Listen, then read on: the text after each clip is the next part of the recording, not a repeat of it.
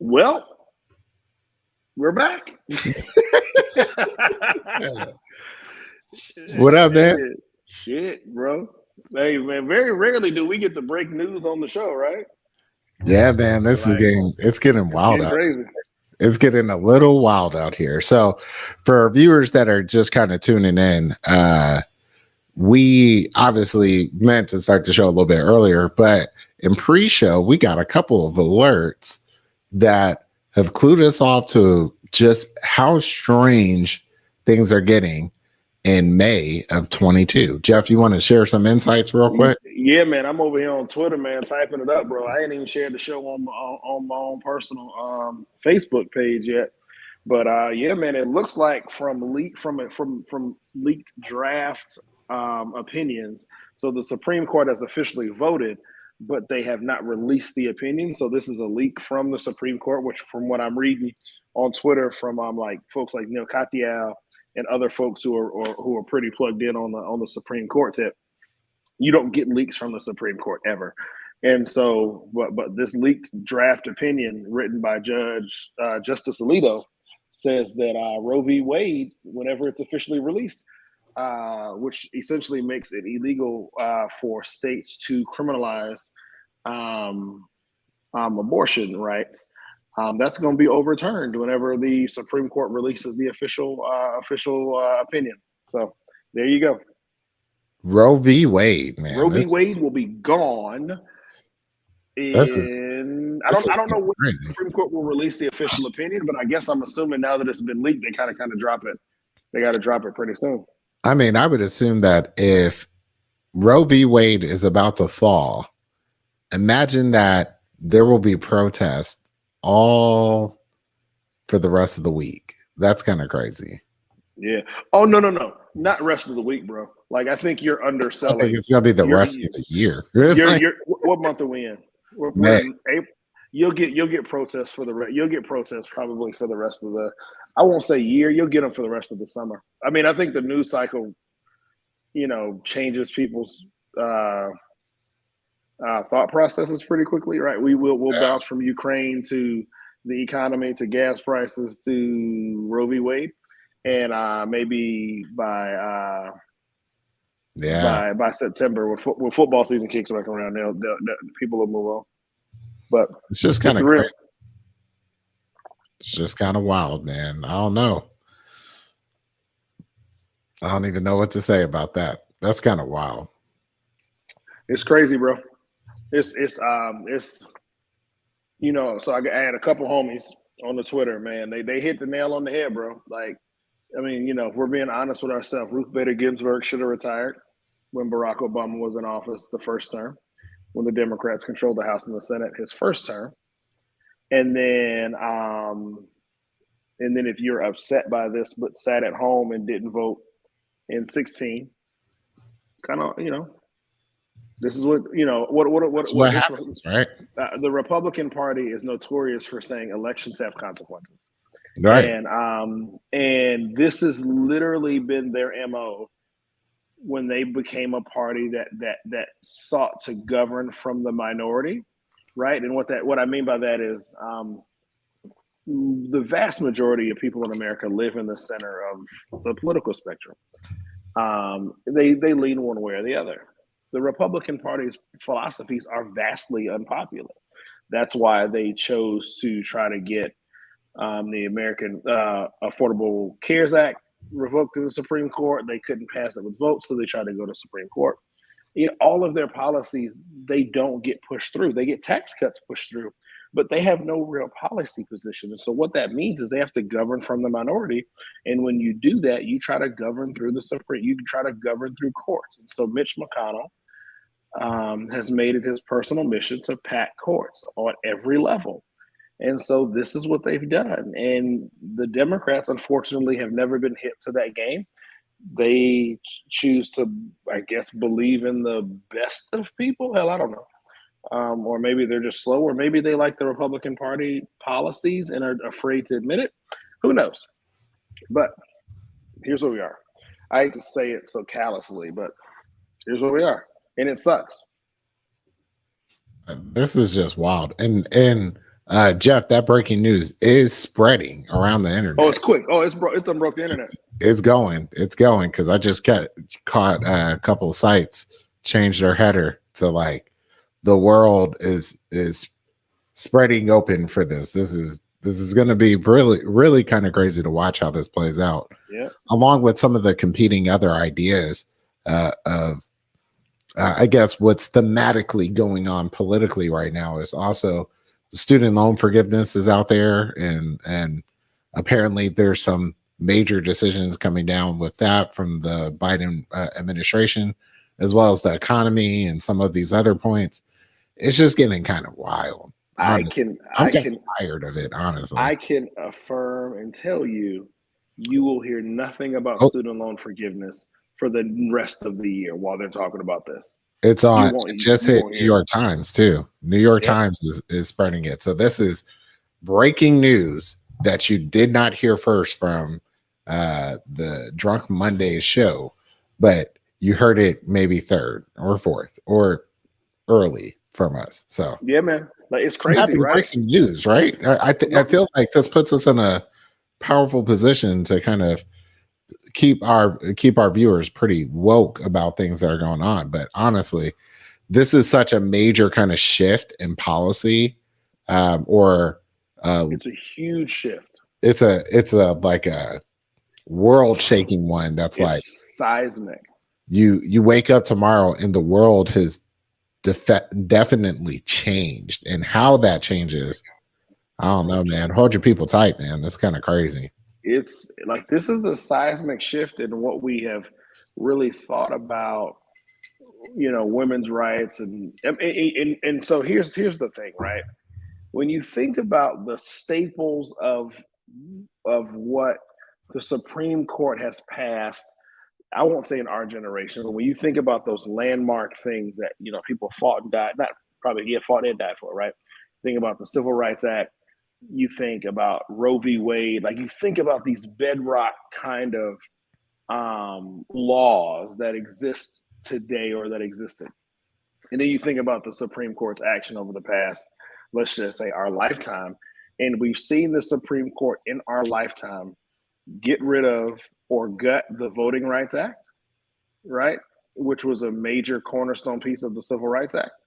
Now you've seen the gutting of in the overturning of Roe v. Wade. And so you have to ask yourself, what other landmark cases that are placed to protect people are no longer safe because we have this exceedingly right-leaning court. Like you have to wonder about things like separate but equal, right? Like like we fought that fight to get out of that mindset, right? And the Supreme Court at one point in time sided with the majority of America and said, hey, separate but equal is unconstitutional. But now with this far right leaning court, you have to wonder, is that something that that the Supreme Court would overturn today? Because they overturned voting rights because they said we didn't have a need for it. We didn't have a need for Voting Rights Act anymore because everything was okay because we had a black president, right? So you kind of got to wonder what's next if we fought so hard, if the Republicans fought so hard to get to this moment right here, what's next? I don't know, man. That's what I'm saying. I don't know. I know we were talking about the real estate kind of economy and things going on with that. Honestly, I gotta be honest. It kind of freaks me out to the point to where I'm like, maybe I should be thinking about moving out of the country again. I don't know, but like, where you gonna go? Every country got their own issues, you know. Yeah, I mean, Candace and I gave serious thought to this, and there is this exodus of young black people that are moving out of the country, right? Like, especially people who have the ability to work digitally. I think that's what COVID taught a lot of people. Right. Is, hey, if I can work digitally, then I don't necessarily need to be here to hustle and grind. So it's like, if I live somewhere where the cost of living was cheaper, then could I scale back my life a lot more? But there are also a lot of countries that are balling, that are super dope, that you can live. It just costs you you can go live in some spots in Canada where I hear black people are thriving, but it's just expensive as hell to live in Canada. It's expensive as hell to live in Australia. It's more expensive to live in Australia and Canada than it is in the United States. So it's not that it's not doable. It just requires a little bit of thought, some action. But yeah, it's just kind of crazy, man. I'm kind of speechless.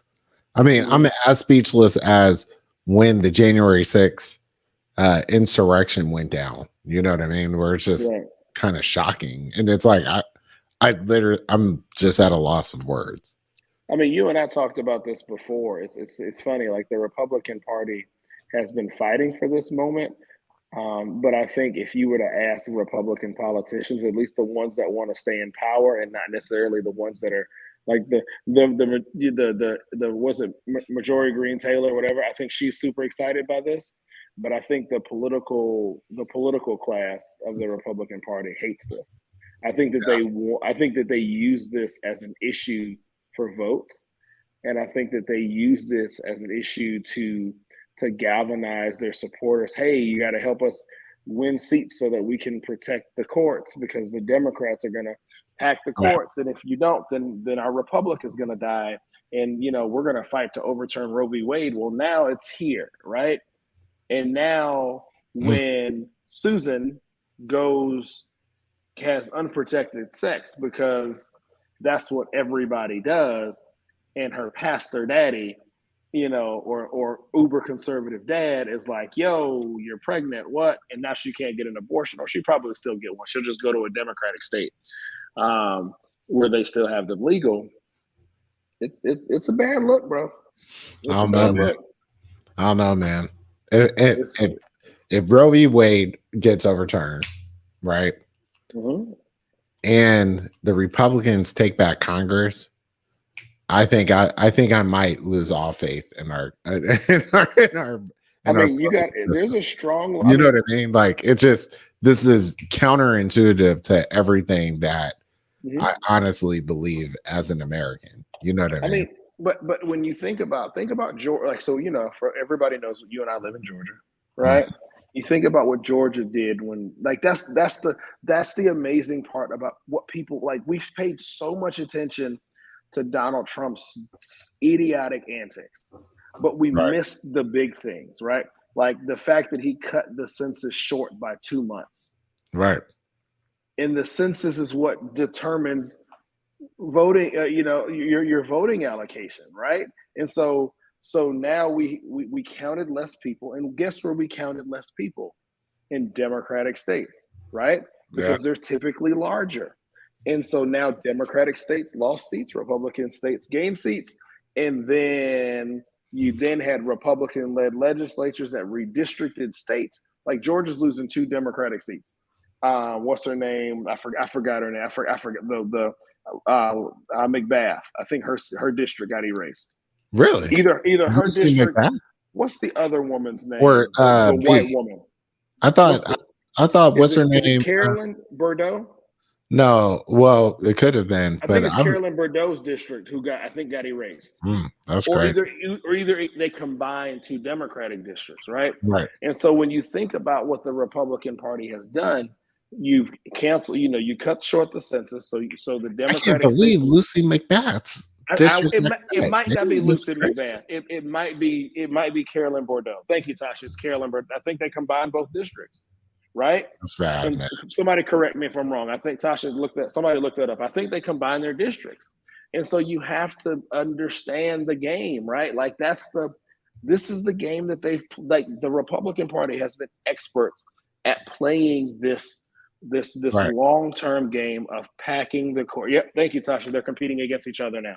Instead of having 2 Democratic districts now they're competing against each other for 1, right? And so the Republican Party has been amazing at playing this game, this long game, to redistrict, which is why they had the Supreme Court gut the Voting Rights Act so they can do what they're doing right now, right? Which is redistrict states without having to go in front of the Justice Department and explain why they're drawing minorities out of these districts, right?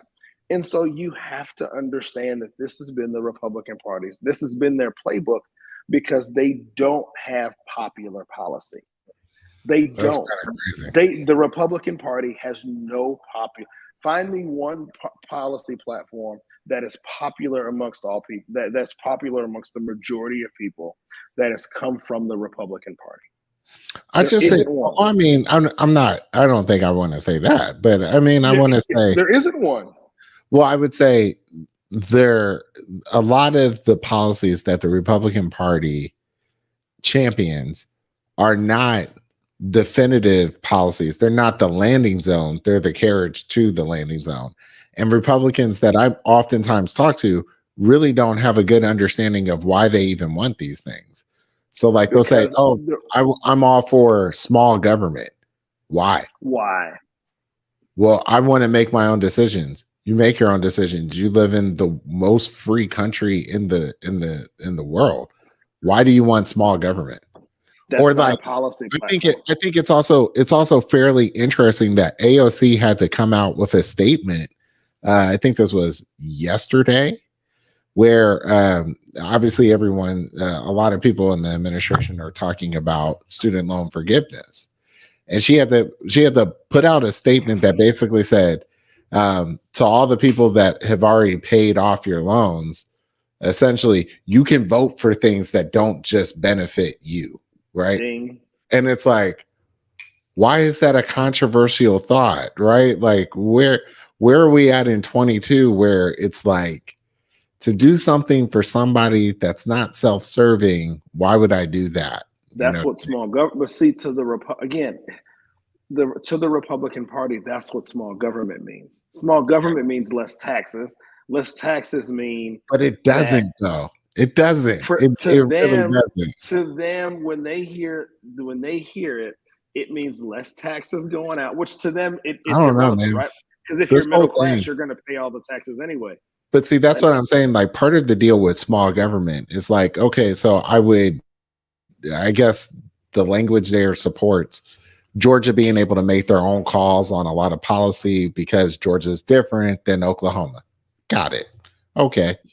That exists already. No, but let me finish. So if Georgia wants to continue with this, then some of the Georgia laws are batshit crazy to begin with, where it's like right now, You don't even need a license to conceal a weapon anymore. We don't need we just walking around with guns.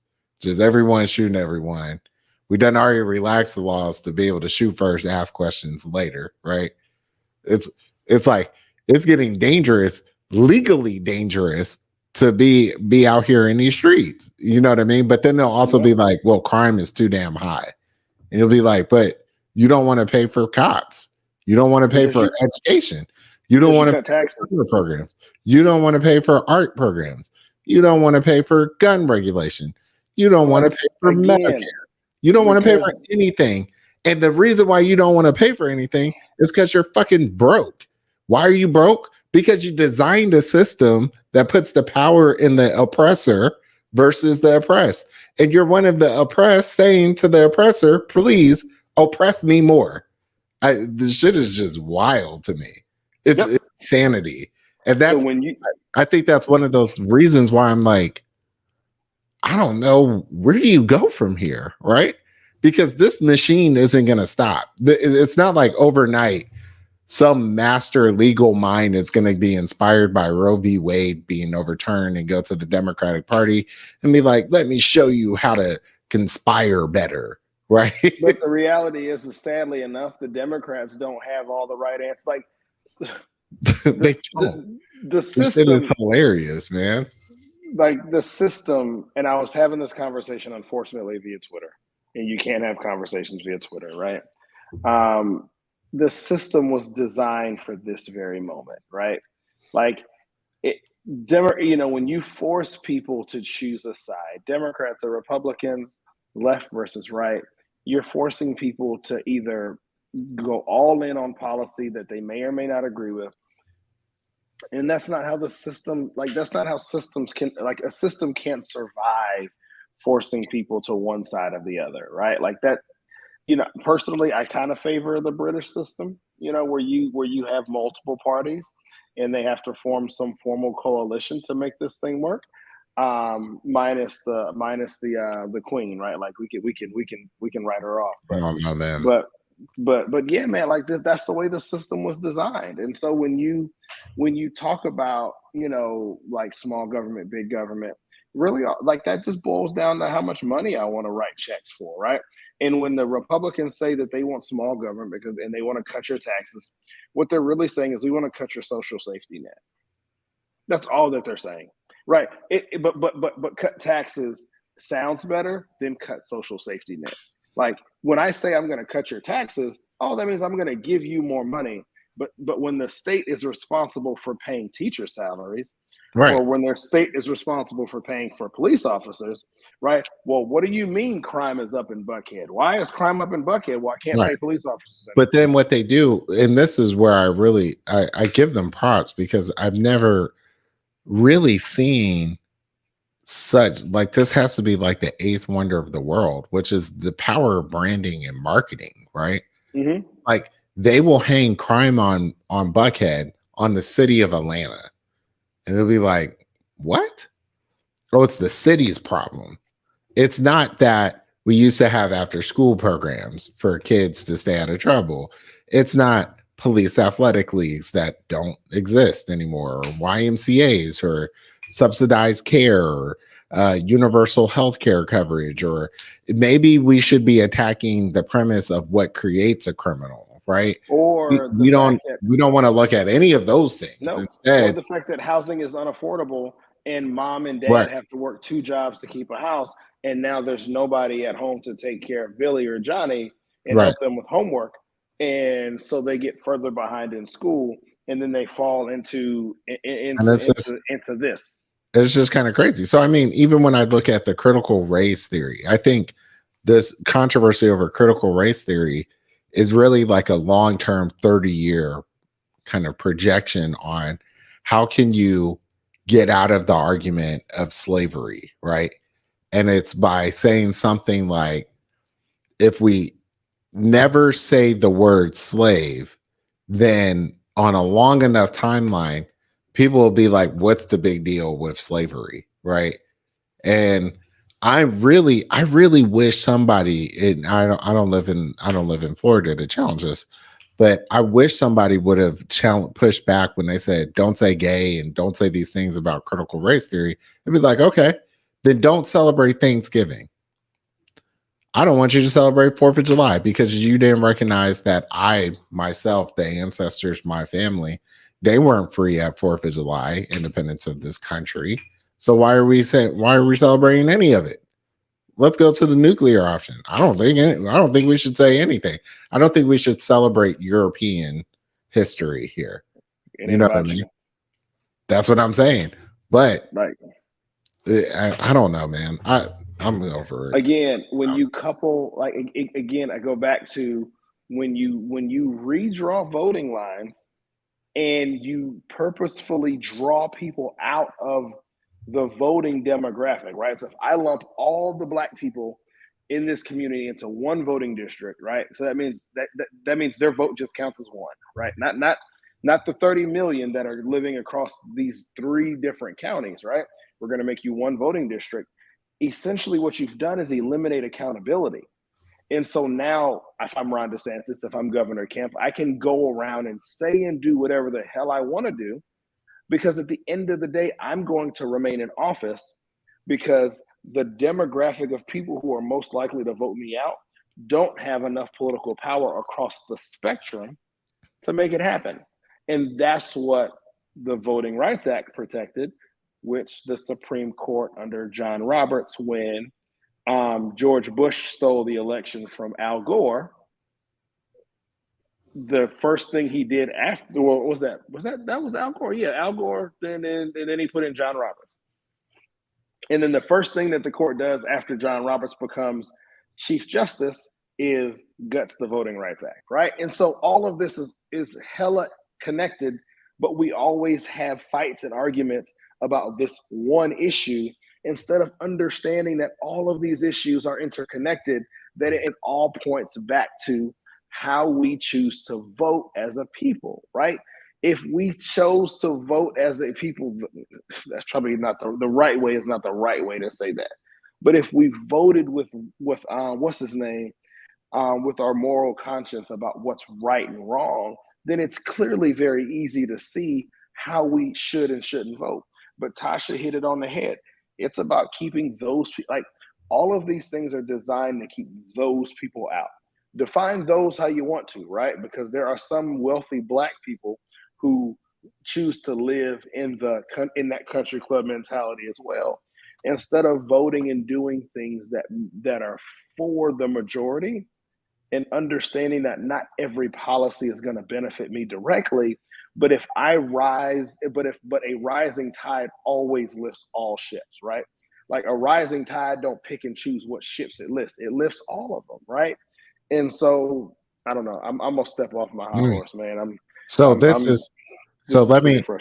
This is something that I just read out of the Politico argument that I think is something to keep note of. So I'm going to read this. Hopefully it's not too long. The disclosure of Alito's draft majority opinion, a rare breach of the Supreme Court secrecy and tradition around its deliberations, comes as all sides in the abortion debate are girding for the ruling. Speculation about looming decision has been intense since the December oral arguments indicated a majority was inclined to support the Mississippi law. Under long-standing court procedures, justices hold preliminary votes on cases shortly after argument and assign a member of the majority to write a draft of the court's opinion. The draft is often amended in consultation with other justices, and in some cases, the justices change their votes altogether, creating the possibility that the current alignment on Dobbs v. Jackson Women's Health Organization could change. The Chief Justice typically assigns majority opinions when he is in the majority. When he is not, that decision is typically made by the most senior justice in the majority. In this case, this is telling you a lot, right? That Roberts himself has again somehow landed in the neutral center and said, I ain't down with this. You know what I mean? So one of the things that I've been listening to a lot, or I've gone on and off politics, and one of the things that the idiot woman that we just added to the court, what's her name? The two idiots that we just added, the last two, right? Neil Gorsuch, Kavanaugh. No, not him. Kavanaugh and Amy Coney Barrett. Right. What their additions to the court has forced John Roberts to do is lean further to the left, which is not something that he ever want. Like John Roberts is a right judge. He's a conservative judge. He's a conservative. He was appointed because he was a conservative. Exactly. But what he also believes, though, is he also believes in the institution of the court. And so what he has seen with... He doesn't like a proactive Supreme Court that crafts policy. Exactly. He likes adhering to the balance, the check. Or he also likes things to kind of be under the radar, right? And so every now and then he'll like... Sorry, my back itches. Every now and then he'll buck on that and he'll say something out. I really... His last three, I think, court decisions, he's sided with the minority. And I think when this came up before, he was like, Roe v. Wade is dead. Like, this is dead. I don't understand why we're even talking about this. The crazy thing about all of this, right? If you go back and watch these judges' hearings, Kavanaugh and I wouldn't overturn both said that they said that's settled law, right? Which means if it's settled law, that means if it comes before the court, it's no need for us to discuss it, and we will turn it away from the court. It's no need to waste the court's time. That's what settled law means, right? I gotta wonder. Somebody high up leaked this, right? 100%. And they leaked it with the intense purpose of y'all need to go crazy and protest and make your voice loud before this becomes the vote, right? It wouldn't shock me because this thing never happens, right? We're talking about something that never happens in the Supreme Court, which leads me to believe that it might be somebody from Roberts' office, which means Roberts was the one that leaked it. Yeah, and I said it skewed enough people. It caused a shitstorm big enough that it forces two members to change their vote, right? That's what we're talking about, two members to change their vote. Probably not Alito, and it's probably not Amy Coney Barrett but see, the thing you got to realize is that Alito is the leader, right? Exactly. The conservative right is Alito, Neil Gorsuch or whatever his name is, Brett Kavanaugh, and ACB, who all came up under Alito's training, right? Yep. So I don't know. They're all in the Federalists. They're all in the all of them are all in the Federalist. They're all the Federalist group, right? Yep. And that's like some crazy extensive kind of training. These people are like on a whole nother level, which we've talked about before.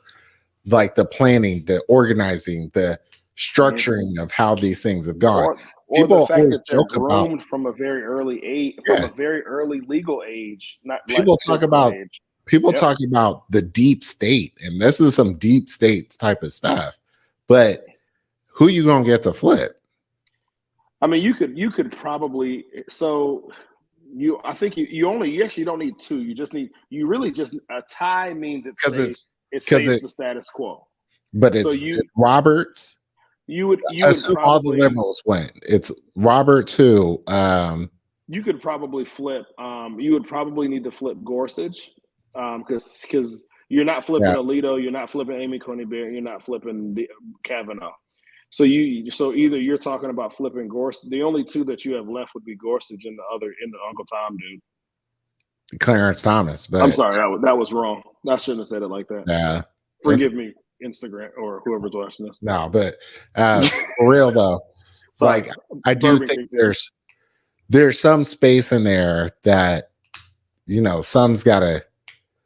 It leaked on purpose, but I mean, it definitely leaked on purpose. I mean, it's such a. Someone was like, if I'm going to lose my job, I'm going to lose my job for this. I would argue that it didn't come from the liberal side of the court. I guarantee You think it came from the conservative side? I think it came from the Oh, conservative side. do you know what? Because let's play who has the better conspiracy. What if Neil Gorsuch, or I can't say this guy's name, but Neil whatever, leaked it with the intent purpose of being like, I'm gonna change my vote, but I need to at least appear like I was gonna vote for it. But now, I'm thinking about it. I'm hearing people and listening. If we're being honest, you know, if this changes, right? If this changes, I will say the people who leaked it are the major power players in Republican politics, because that would like, this isn't winning. This isn't winning. The Republican Party is going, or right now, as of maybe 2 hours ago, was going to win back the House and maybe the Senate. Right. Probably the Senate. They were going to win one, if not both. If you flip Roe v. Wade today, you're losing both. You're not winning either. Like, I am willing to go out on a limb and say you're going to piss off enough white women. And I think what you also then create is you create a coalition. You create a coalition because progressives are disenfranchised because we ain't forgave student loans. We ain't done a massive infrastructure bill. So you have a bunch of disillusioned progressives. Because you didn't do student loan forgiveness, you have a bunch of disillusioned young people. But there's one thing that those two groups are activists around. That thing is women's rights. Right. And maybe you're right. Yeah, maybe you got the crystal ball here, and we're about to watch. We're about Republicans to watch want to win. The real power. I think that's what it is. Shaq once was interviewed, and I think he had signed a major contract with the Lakers, was getting like 9 figures or something. And this guy said, "Oh, so how does it feel to be this rich?"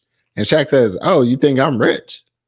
He was like, "Yeah, I mean, 9-figure deal, man. Like you balling, right?" It's like, I'm not rich. The guy who cut my check, exactly, that guy's rich.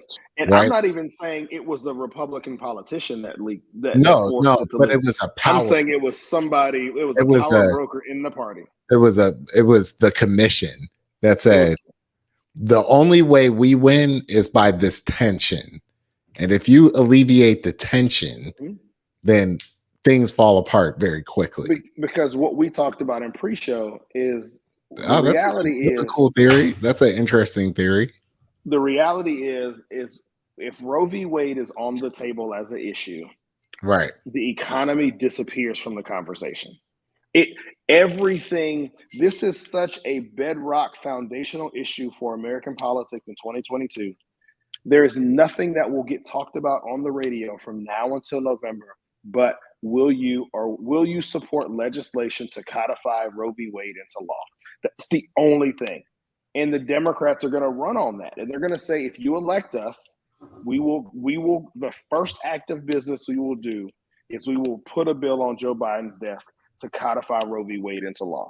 And that's it. Like I guarantee you, turn on the news tomorrow, there will be no mention of Ukraine, no mention of how high gas prices are, and no mention of inflation. You will not hear a word. I feel bad for Ukraine, man, because Ukraine had better get all the money that they're gonna get in like the next 30 days because when this news drops and it's official, we're not talking about you can turn off the news. We're not going to talk about anything else from now until the midterm.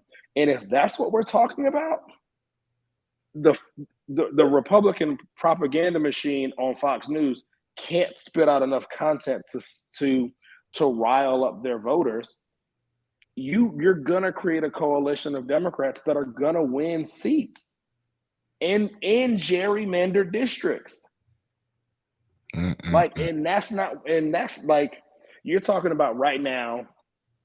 Marco Rubio is fighting Val Demings in Florida for his Senate seat. You got Raphael Warnock is fighting in Georgia for his Senate seat. Pat Toomey in North Carolina, I think he's in North Carolina, is fighting for his Senate seat. You got there's a dude in Wisconsin fighting for his Senate seat. There are a lot of 50-50 seats that are up right now. And if Roe v. Wade is a wedge issue, I don't think that's a fight that the Republican Party wants. And so to me, if we're going with a conspiracy theory that somebody leaked it, I think it was people who write checks in the Republican Party. I think it's the people who write those big, huge $1 million checks that fund these PACs and illegal dark money in the organization. I think they leaked it because they want to win. The Republicans want power. It says Politico says they received a copy of the draft opinion from a person familiar with court proceedings in the Mississippi case, with other details supporting that thing came from somebody's personal Gmail account. That thing was John Roberts at hotmail.com. J-Rob. J-Rob. It was probably j.rob1993 at AOL.com. Like, ain't nobody gonna know who that is. It's coming from an AOL account. Bro. I'm telling you, like, and again, now this is also if we're going with the conspiracy theory that it was leaked by a Republican. So wait. There's something off here. So the fact that you can read and talk at the same time is pretty impressive. So there's a 6-3 conservative majority, right? Mm-hmm. Let's count no, it is. Alito, Roberts, I think it's Clarence Thomas, and the Three Stooges, right? Yep. Then you have, right? That's those three. So say Roberts wasn't in the majority. That's so 5-4. So that's a 5-4 swing, right? You just need one person. You need one person to come to a stalemate, and then it can be. You don't even need one person to change their vote. You just need one person to say, I'm abstaining. Right. Like, you don't even need a yes vote. You just need somebody to say, I don't even want to touch this. I think, I honestly, if I'm guessing who that person was, I actually think it was ACB. No, she ain't smart enough. I don't think she's intelligent enough to do this. But she's been tapped. Like, someone has tapped her as the future Chief Justice. Whenever that come. I don't think you promote from within. I don't think you promote Chief Justice from within. I think when that person retires, I think John Roberts became Chief Justice when the Chief Justice retired. No, and then he was appointed that from outside the court. I don't think you get promoted into the board. I'm not saying the court tapped her. I'm saying she's an heir of the Federalist, right? I'm saying you think she's going to be Chief Justice when John Roberts is done? I think they're putting pressure. I think they've been putting pressure on John Roberts to hey, bruh, you ain't doing the job for us no more, right?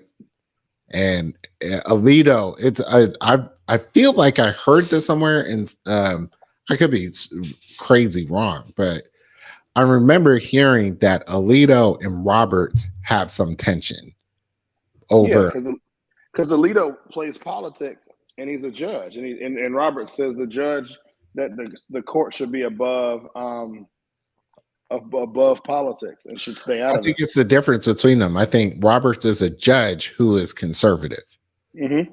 Alito is a conservative who became a judge. You know, like Alito will go on speaking engagements and talk about the role of the conservative party, right. And Roberts is like, and so I think what they have done by forcing those two judges at the end, right, is they forced John Roberts to be the voice of reason, which is hard to believe, right? Like, John Roberts, uber conservative, George W. Bush kind of person, right, is now a voice of semi-reason, which is crazy to think about.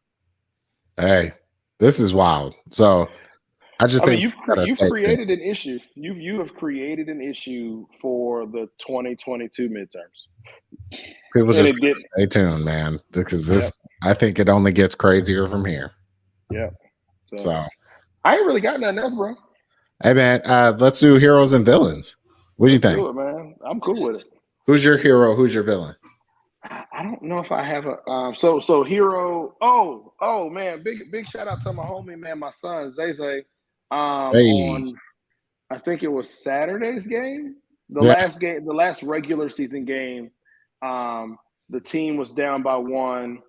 Had 2 men on base. You know, like for us, it's not about it was about innings, but it's also about time. And so the kids can only play for a certain amount of time. And so he was literally going to be the last batter. Got the coach pitch. So, you know, so the kid starts out pitching. If he gets 3 balls, then the coach can come in and pitch 3 times as well. And so, boom, my man got down to like his last strike on coach pitch and cranked the ball, man, and hit it well. Drove in those 2 runs, last play of the game, man. The team won the last game of the season on my little man. So he was the season, he got the game ball, like, you know, season MVP or whatever the game ball says. But yeah, man, big shout out to my homie. Did really, really well. Had the language arts portion of his Georgia, whatever, you know, the Georgia standardized test today and tomorrow. He has the math portion. So yeah, man, I'm just really, and I probably should tell him a little bit more, man, but I'm really, really proud of how he's really closing out this year. He's doing an amazing job. I know he's busting his ass to make it happen. So yeah, big shout out to my homie, my little man. So that's what's up, man. Yeah, man. And my villain, I think, has to be. I read today that Governor Kemp gave the Rivian plant, the car plant that's coming. It's funny when you read the articles, they always say outside of Atlanta. It shouldn't in Atlanta, but the Rivian project got a $1.5 billion in tax incentives. But teachers can't get no raises. We can't get highways and shit fixed around here. You know, cops and stuff can't get. Hey, we cutting money left and right, but Rivian can get 1.5. And now again, I appreciate Rivian for coming. Right, they're gonna hire about 7,500 folk. They putting that shit in rural Georgia. But the funny part about it is they always hype up all these people that they about to hire. But they ain't about to hire the people that's living in these poor communities. Right. They're about to pay people with degrees that's coming from Atlanta, from Georgia Tech and UGA and Kennesaw to come down there and take them jobs. They not giving these low-income folks these jobs. So Governor Kemp is talking about, hey, we bringing Georgia jobs. But Rivian, but see, that's another. We hiring college grads. We ain't hiring y'all. So, when we talk about those, the supporters that just aren't knowledgeable about what's going on, it's like, how do you have a problem with welfare, but you don't have a problem with a $1.8 billion? Billion. You know what I'm saying? Like billions of dollars are going to this company essentially to give to kids that are coming from privileged backgrounds, right? But the funny part is, right? So when you give up, so when we think about like Walmart, you think about Rivian, all these places, they take up these huge swaths of land, and the tax incentives that they get also include not paying property taxes. Right. What do property taxes pay for? Did I hear that question, Carrie? You know what property taxes pays for? Your child's school.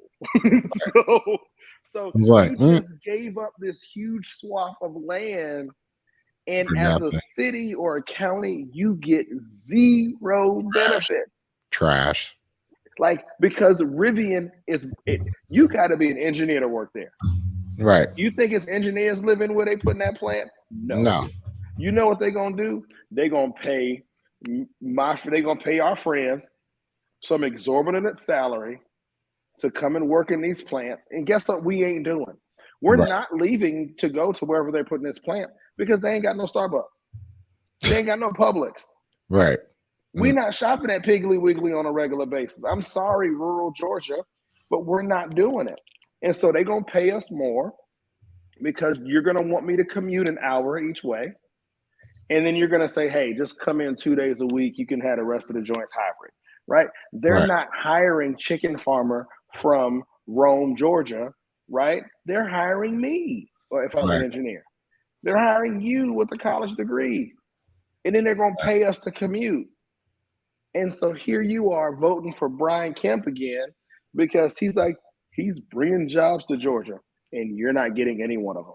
You're losing on this deal because you're not getting the benefit of taxes to your community, and you're not getting the benefit of jobs. The only benefit that you will see is an uptick in the amount of people working at that plant that are supporting local restaurants. That's it. That's the only people that will benefit are people who have restaurants that surround that plant in the hotel industry. That's wild, man. Yep. So I don't know if my villain is not Rivian because I ain't never going. They game the system. My villain has to be Brian Kemp. Well, probably not Brian Kemp. Maybe it's his supporters. I think my villain are going to be his supporters. So that's it. What about you, bro? My hero this week is my mom because she is graduating on Thursday with her degree from Liberty University. Yeah. Did she know Malik Willis, though? Did she know Malik? Who? Malik, the starting quarterback for the football team over there. Nope, I don't think so. No, okay. She ain't even been on campus before. Dang, come on, mom. You give your boy no tickets to the football game? Hey, she is graduating, and this has been a long fought journey. My mom used to take me to her college classes with her so that I could be exposed, or she could at least take classes, So I give my mom props. She's worked really hard for this. I am excited. She is in the comments now, so mom has been active. It seems like every time you talk about mom, she pop up because she got that kid psych. She don't watch the whole show, but we talk about mom. We here. Hey, but she's been working at this so hard. I'm so proud of her. And me and Cooper going up for a trip to go up and see her on Thursday. So the graduation is gonna be at Liberty. Mm-hmm. Yeah. Oh yeah. Is she come back to Atlanta to do a party? Because we could turn out with mama. That is up to mom. If she wants to come to Atlanta, we will always have mom. Hey, mom, since you in the comment section, you gonna come to Atlanta so we can turn out one time for the one time? And then let me get to the villain before it on me for taking too long. So my villain is got to be I don't know. I don't even know if I want to keep a villain this week. I'm trying to let go of that energy. No, you gotta. Hey, man, you can't have moms. You can't be shouting out moms. Mama, hold up. She ain't coming down. She busy. She got stuff. She got stuff going on. She out here partying. So no, I can't get in. I can't come to the party, mama. Okay, so I do have the villain. Villain. You can't have no villain, mama. I do. I got one. I got one. All right. Youth sports. It has to be youth sports, bro. I never wanted to be a coach. My son's coach just disappeared. Yep, I remember that. Apparently, I'm now the coach.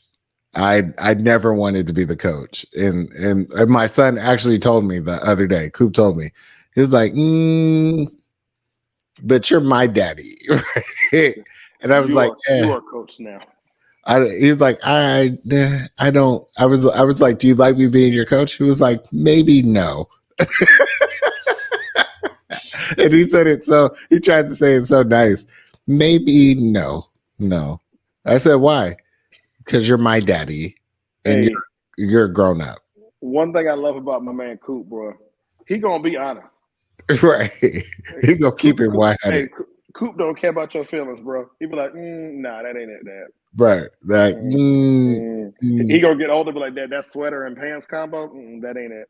But he said it so nice. I appreciated how he tried to land it. He was like, yes, maybe no. So I need my son's basketball coach to get it together because somebody got to teach you kids fundamentals, and they ain't you are coach now. Hey man, before we close, high fives. That's all I do is high fives, high fives, high fives. Good shot, high five, high five. Oh, you fell on the ground? High five. Let's get back up. Let's do it. And the kids seem to be all into it, but I'm a terrible coach. I have no idea what I'm doing out there. So hey, just support the kids, bro. That's all they want. Hey man, all right. So this is what I want to leave you with. If as long as we don't get breaking news like this shit again next week, I want to ask you next week the most overrated popular restaurant in Atlanta. Oh, that's a good one. I can think of some. I have mine already. Spoiler alert. Someone should Google Double Eagle Del Frisco because no, don't share. Next week, everybody. Next week, tune in. We're gonna be talking about restaurants and what is the most garbage but overrated restaurant. Oh yeah, the one that everybody says that you got to go to, but it's really trash. Bong. Anywhere with fried lobster tail. Sounds like Double Eagle Del Frisco's. Are these lobster tails or are these chicken tenders? Chicken tenders. I could tell. Yeah, man. All right, man. Well, this is a great episode. Breaking news, y'all. Stay woke. Be out there trying to look at the news and don't get too invested in this stuff, but stay woke out there. There it is. Hey, man. I'm Jeff. I'm Kerry. Peace out. Drunk Mondays, baby.